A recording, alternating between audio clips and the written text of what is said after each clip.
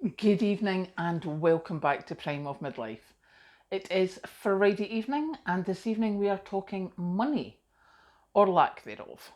Why we're doing that is because there's a whole thing going on about the cost of living and how the cost of living crisis isn't particularly going to get much better because although the energy prices are coming down, the cost of food is not going to come down as quick as originally anticipated. So, although we managed to get some help with energy prices from the government, which helped us get through last year, this year it's the food prices that are going to be the problem, and there's certainly nothing coming out from the government at the moment. Which, for some people, it's just like, yep, we need to accept that we're poor. I think that was someone from the Bank of England. And then was Anne Widdecombe that said, well, if a cheese sandwich is too expensive, you need to not have a cheese sandwich. I have no words for that one, personally.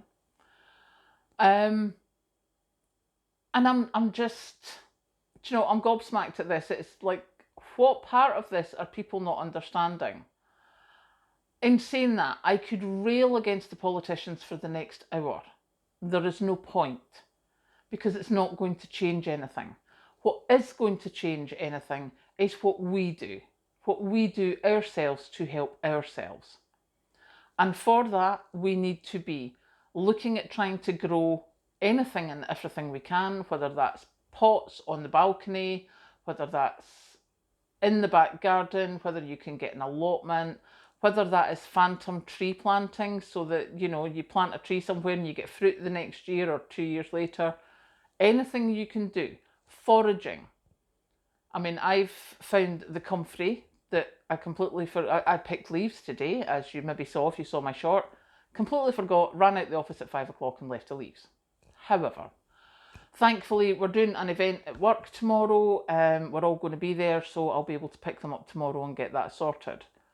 But foraging, we're looking for wild garlic, we're looking for rose hips, we're looking for blackberries, raspberries, elderberries, anything that you can find, elderflowers even, that you can make something from. Even if it's only, like with rose hips, it's only really a cordial that you can make with that. But it's still a huge factor for vitamin C for the kids. That's what they used to use in the war to get vitamin C into the kids when we didn't get the imports of oranges and lemons and stuff. So they actually had people foraging for rose hips in the school holidays, and they would then bring them to the big factories and they would get vouchers so they could get bottles of rose hip syrup for the kids. It's huge in vitamin C. So things like that we need to be looking at, because in the short term, certainly, I don't think there's anything going to come that's going to make things much easier for us.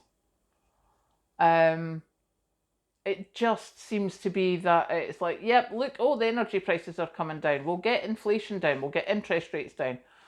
But the cost of food they're not seeing that coming down anytime soon. So food-wise, we need to start looking at what we're doing. So for me, that has been batch cooking.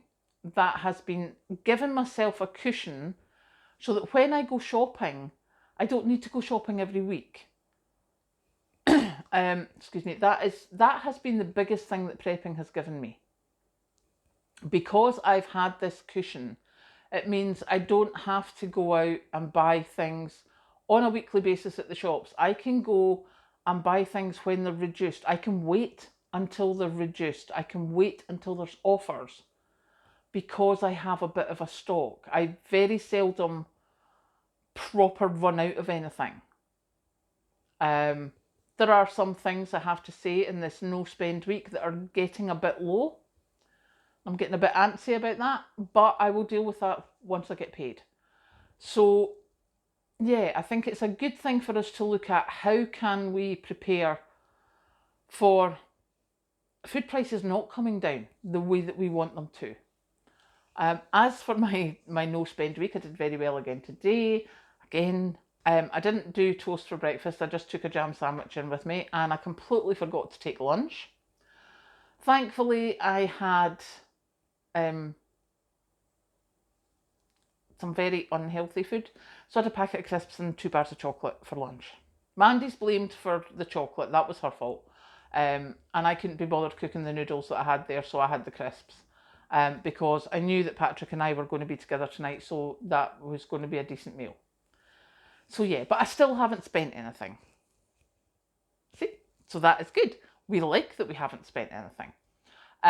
This weekend we are going to be dehydrating the comfrey leaves. We are going to be helping out at work. We're going to be doing whatever energy I have left after that, we'll see. So I hope you have a good weekend, and I will catch you later.